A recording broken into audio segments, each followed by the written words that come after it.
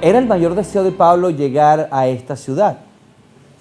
Estando en Troas, recibió una visión de parte del Señor, quien le indicaba que debía cambiar el curso de su segundo viaje y acercarse a esta otra ciudad, donde encontraría hermanos deseosos por conocer del plan de Dios para sus vidas. Fue así como Pablo llegó a Filipos, una de las ciudades más importantes de Macedonia, y allí conoció a Lidia, una hermana que trabajaba como mercader de telas y quien decidió ser bautizada, convirtiéndose en la primera mujer de quien se haya registro en una Biblia en realizarlo. Estos fueron los inicios de una de las iglesias más queridas para el apóstol Pablo. Sin embargo, tú y yo sabemos que cuando queremos cumplir la voluntad de Dios, con mucha frecuencia encontramos obstáculos que intentarán destruir lo que queremos hacer para Él.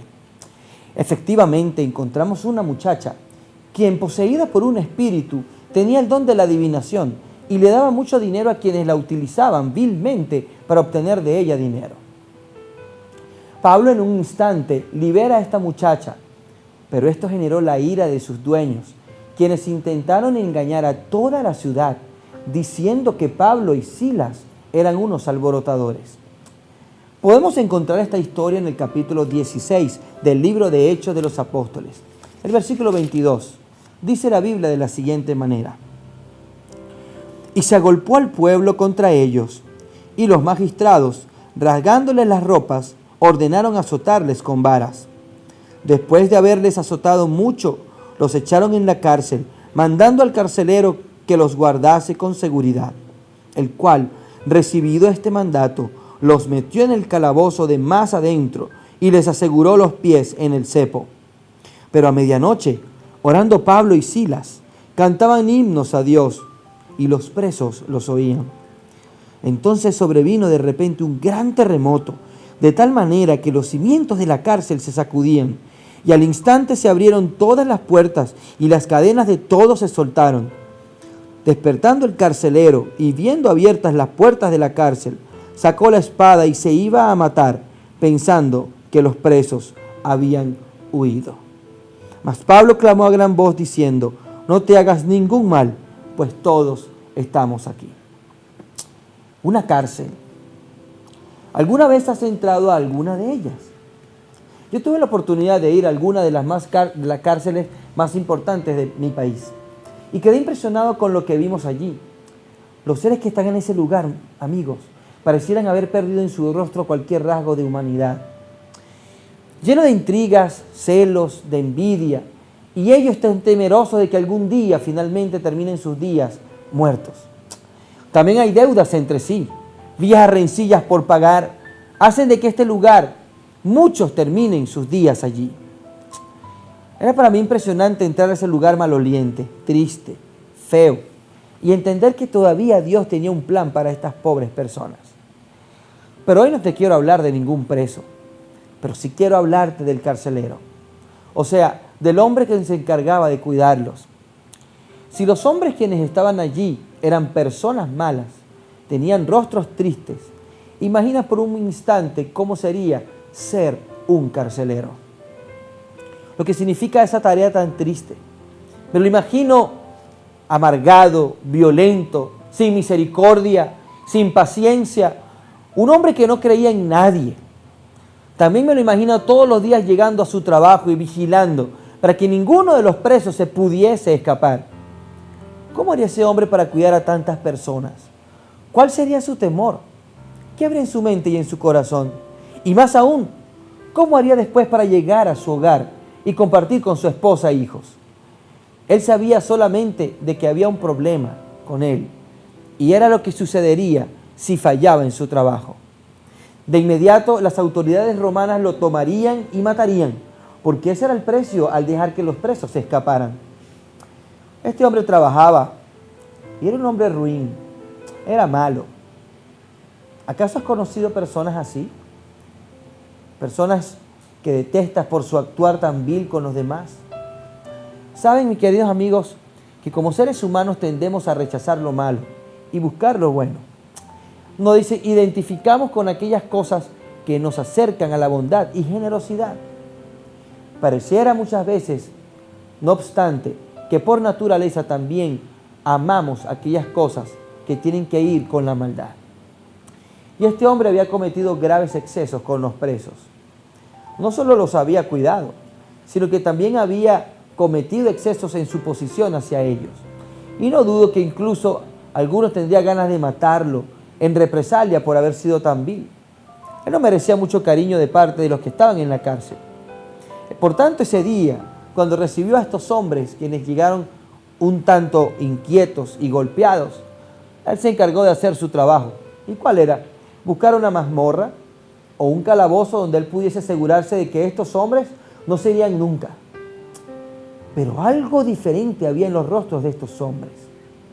No eran igual a los demás presos, ni tenían rasgos de haber sido malos, criminales o delincuentes, o de haber matado a alguien. Por el contrario, a pesar de que habían sido azotados y estaban muy golpeados, se podía percibir en su rostro paz, algo que este hombre tanto necesitaba. Paz, paz, paz. Dice la Biblia que el hombre los introdujo al calabozo más profundo que existía en la cárcel. Oye, mi amigo, ¿cómo sería ese lugar de horrible y espantoso sin tener siquiera un espacio para que la gente pudiese ver el sol? ¿Te imaginas cuán oscuro y húmedo sería ese lugar? Una mazmorra, un lugar horrible. Pero allá fueron enviados Silas y Pablo. Este carcelero, seguro de que había hecho su trabajo sin ningún inconveniente, luego de haberlos dejado en ese sitio, volvió a su sitio de trabajo. Pero algo extraño comenzó a pasar. Y la historia nos dice, como leemos en el versículo 25, que estos dos hombres, en vez de emitir quejidos y maldiciones, comenzaron a cantar himnos de alabanza a Dios. El ambiente de la cárcel no se presta para cantar. Tú muy bien lo sabes. Debe haber rabia, ira, maldiciones, gritos, malas palabras. No hay espacio para el perdón, ni tampoco para la alegría o para la esperanza. Por el contrario, pierdes todas las esperanzas cuando entras en una cárcel. Pero muchachos, esa noche no fue así. Esa noche había dos presos, dos hombres inocentes, sencillos, humildes, hombres con un gran temple que cantaban mientras estaban presos en el cepo. Y el carcelero comenzó a escuchar esto. ¿Quiénes eran?, se preguntaban los que estaban en ese lugar. ¿Qué habían hecho ellos para merecer estar allí? No parecían ser unos delincuentes. ¿Qué había pasado? ¿Sabes? Cuando afrontas situaciones difíciles en tu vida espiritual y sientes que eres perseguido y colocas tu alma en las manos de Dios, tu vida va a ver las cosas de una manera totalmente diferente a como los demás. Yo no te lo puedo explicar, porque esta no es una actitud de naturaleza humana. Tiene que ser Dios el que logre en los hombres lo que ellos no pueden por sí mismos. ¿Cómo tú podrías cantar cuando te están golpeando? ¿Cómo tú podrías estar calmado cuando las cosas están mal? Oye, por naturaleza, tú y yo nos sentimos llenos de odio, amargura hacia quien nos hiere. No pienses que eres el único que piensa de esa manera. También me cuesta mucho perdonar a veces a quien me lastima. Todo ser humano reacciona negativamente ante la violencia. Pero a estos hombres les había pasado un milagro dentro de su corazón. No era cualquier cosa. Esto era algo mucho más que un milagro.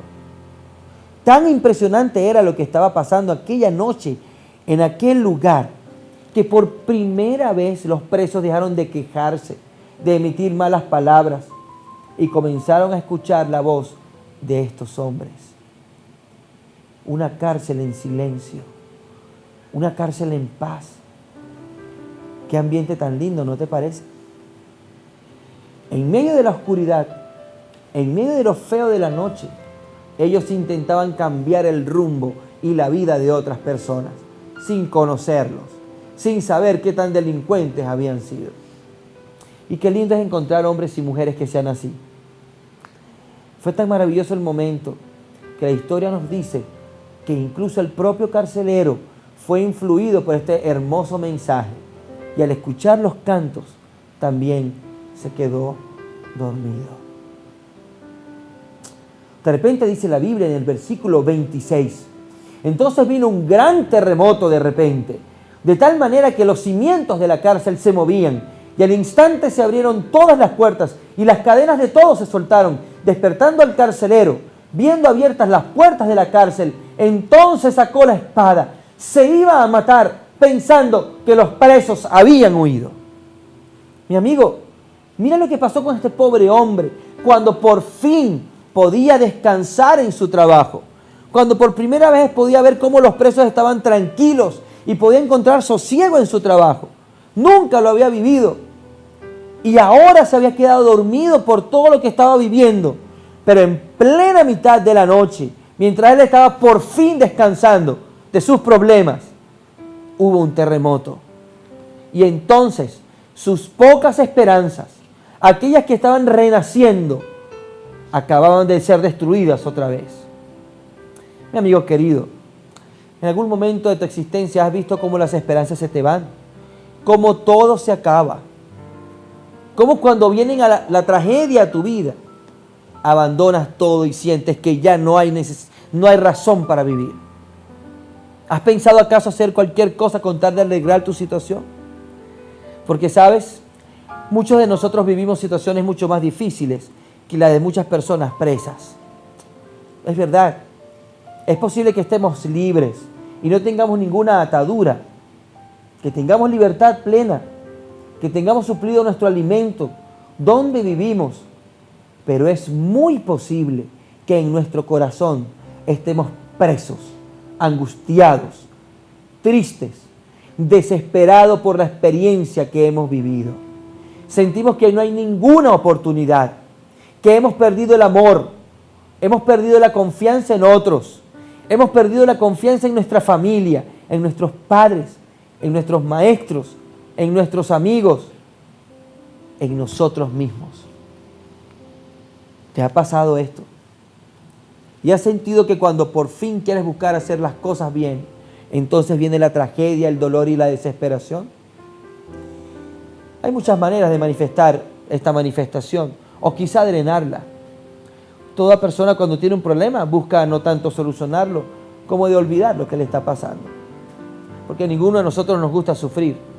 Y esta no era la excepción en la vida de este hombre. Así que cuando vio que todo había acabado, tomó una decisión radical. No importa lo que pasara. No sabía dónde estaban los presos, pero sí sabía una sola cosa, y era que su muerte era segura. Y entonces dijo, si al final la muerte llegará, ¿por qué no acelerarla? ¿Has pensado en morir? ¿Acabar con tu vida? Los psicólogos han descubierto que un alto porcentaje de personas en la vida, en algún momento han querido acabar con ella. Y no me estoy refiriendo a algún momento fugaz, donde tú has pensado que esa es la solución. Me refiero a que en algún momento hayas dicho, no vale la pena. Seguir quizás lo piensas, y una y otra vez, y lo guardas en tu corazón, pensando que algún día podrás cumplirlo. Ni siquiera es necesario decir que te quieres morir.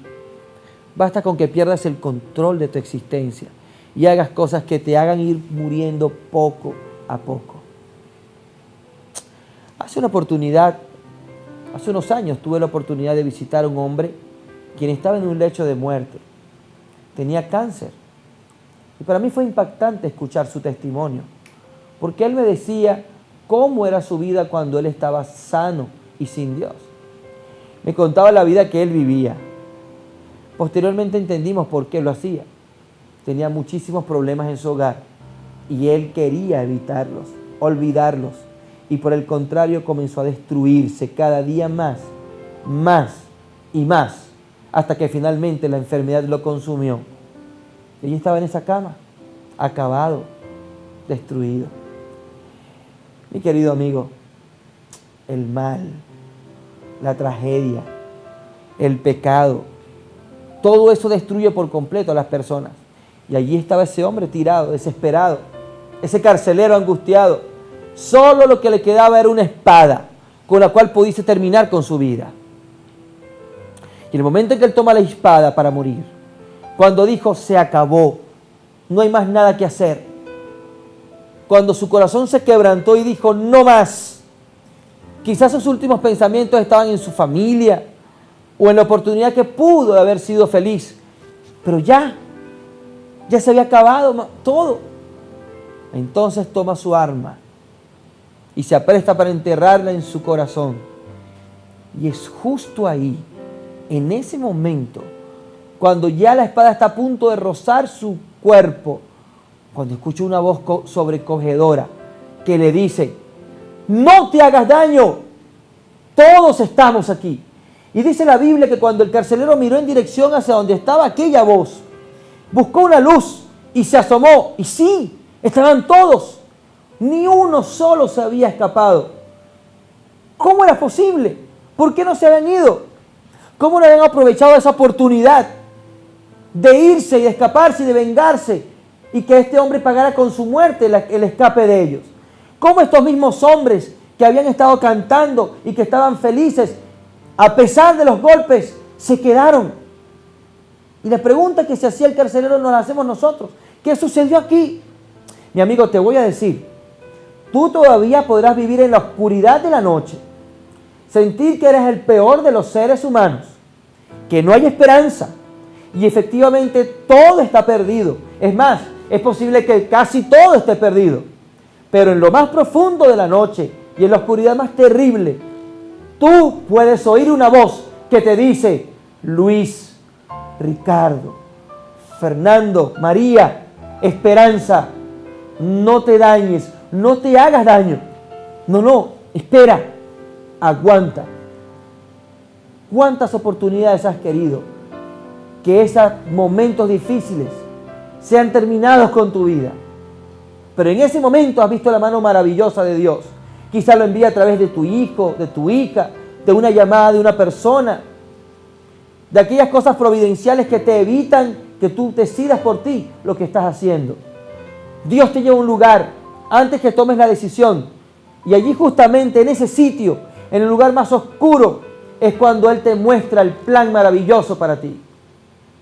Cuando estabas a punto de acabar con tu vida, entonces vino alguien y sin saberlo, fue utilizado por Dios para que tú desistieras de todas esas cosas que ibas a hacer. Y ellas son evidencias de que hay un Dios que está detrás de ti, buscándote, que te ama tanto que te dice, no te hagas daño, no te destruyas, detente. Muchas veces la vida parece un carro sin freno, ¿sabes? Hacemos y hacemos y hacemos cosas. Y muchas de ellas nos dañan y hieren. Cuando llega el momento, decimos, ya no más. Pues esta noche, quiero que sepas que cuando llega ese momento, solamente en la oscuridad es que Dios puede hacer su obra en tu vida. ¿Qué pasó con ese carcelero? Él tuvo que haber entendido que no podía hacer las cosas por él. Tuvo que sentirse arrastrado para reconocer que él necesitaba de Dios. Y a veces Dios espera que llegues a lo más bajo, a que te sientas desesperado, porque tu naturaleza y mi naturaleza es que no queremos a Dios en el control de nuestra vida. Somos rebeldes. Mira, la Biblia dice en Eclesiastés 7, Dios hizo al hombre recto, pero buscaron muchas perversiones. Y en el mismo capítulo, un versículo previo dice, ciertamente no hay hombre justo en la tierra que haga el bien y no peque. O sea, no hay ni un justo. Todos nosotros somos contrarios a los mandamientos de Dios. Aquellos momentos de rebelión donde no quieres saber nada del Señor ni de su plan para tu vida, estás simplemente siguiendo un dictado de tu propia naturaleza. El asunto es que en tu naturaleza también hay un sector de ti que desea hacer las cosas bien. Quieres hacer las cosas como Dios desea. Y quieres tratar de entender que Dios es más que una fuerza, es un ser, es un salvador y es un amigo. Pero este deseo solamente se puede magnificar en el momento en el que sientas que has perdido toda la esperanza, porque nosotros tenemos que esperar hasta ese instante y luego queremos arreglarlo todo por él y por ella. Pero este momento, aunque el carcelero ya estaba que no podía más, y sabía que no podía haber ninguna otra cosa, entonces Dios estaba con él, acompañándolo. Mientras tú sientes que tienes el poder, no vas a reaccionar. Es cuando pierdes todo que puedes entender que no eres nadie. Y así le pasó a este hombre. Es cuando vienen los momentos difíciles que te desesperas y puedes reclamar y pedir a Dios que te explique. Pero ¿sabes qué, mi amigo? Te das cuenta que eres tú mismo el que ha tomado la decisión. Y no te das cuenta que efectivamente Dios siempre ha estado allí contigo. Pero es cuando estás allí es que Él puede obrar en tu vida y en tu corazón. Cuando estás desvalido y sin esperanza, entonces reconoces que necesitas de Dios. Ese fue el momento de este hombre. Cuando escuchó esa voz maravillosa, sintió que no había perdido la esperanza por completo. Y entonces tomó una lámpara, salió corriendo y quizá llorando se lanzó al piso donde estaban estos hombres y les dice: amigos, díganme qué hago para ser salvo.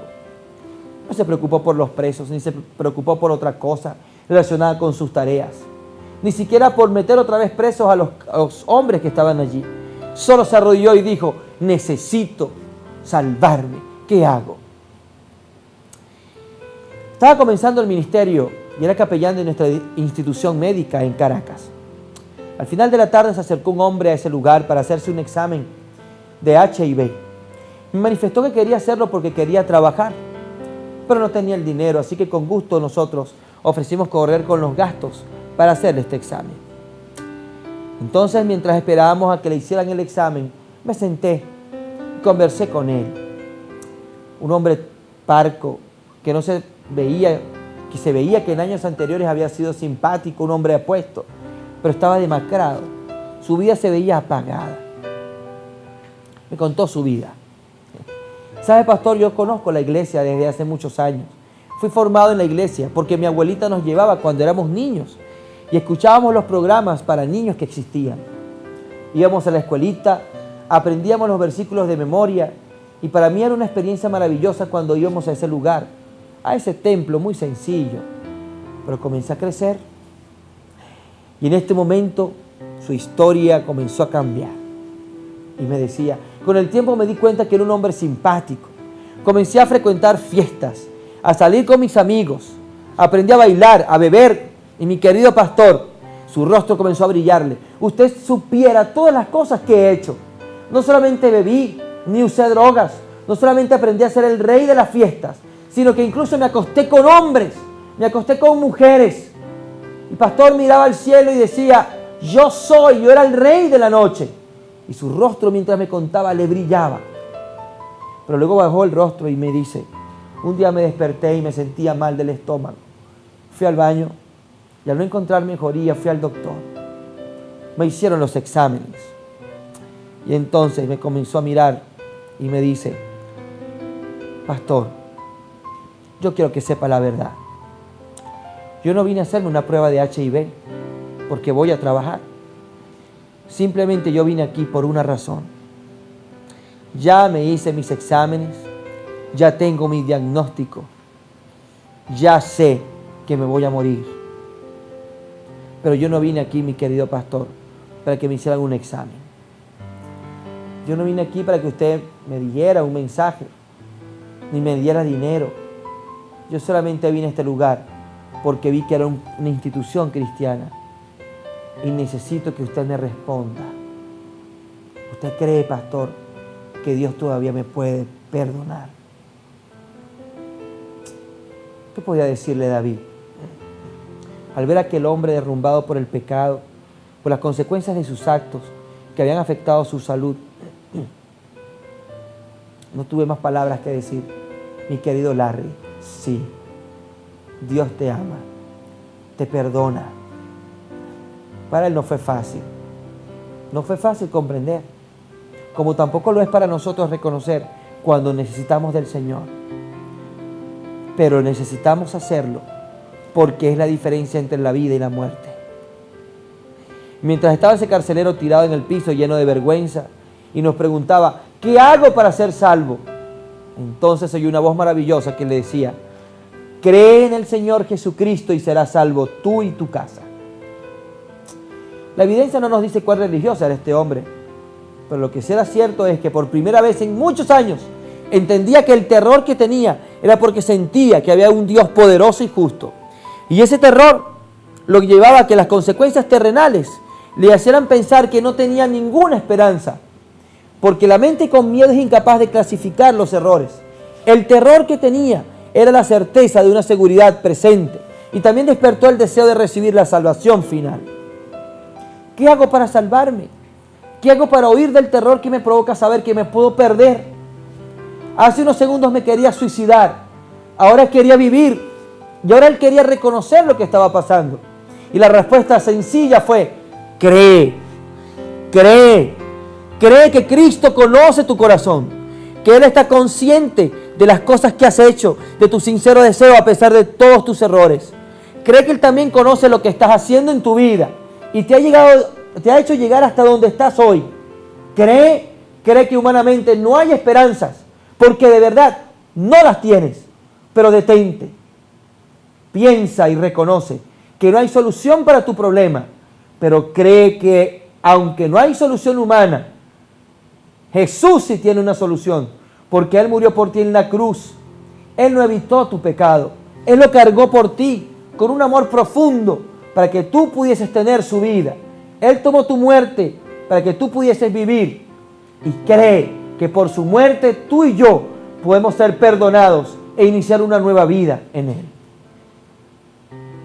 Mi amigo, es la más preciosa palabra de esperanza que podemos tener. ¿Cuántos de nosotros no pagaríamos lo que fuera con tal de volver a vivir para no cometer los errores que hemos pasado? Jesús te ofrece la oportunidad de que esto llegue a tu corazón. No podrías quitar las consecuencias de tus actos, pero Él te puede perdonar. Y dice la Biblia: vengan a mí y estemos a cuentas. Si tus pecados son como la grana, como la nieve serán emblanquecidos. Y si fueran como rojos como el carmesí, serán como blanca lana. Yo, Jehová, soy que me acuerdo de ti, y no me acordaré más nunca de tu pecado.